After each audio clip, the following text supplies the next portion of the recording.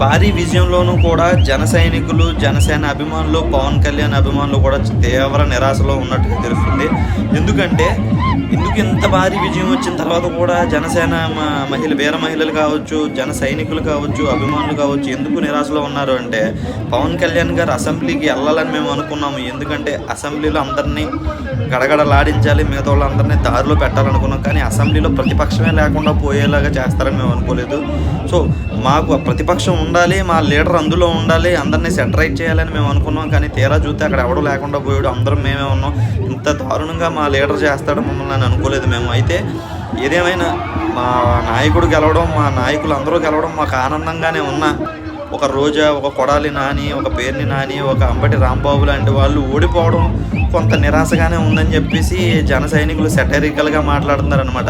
At least కనీసం మన గుడివాడ అమర్నాథ్ గారన్నా వస్తే బాగుండేదని చాలా కామెడీగా మాట్లాడుతున్నారు.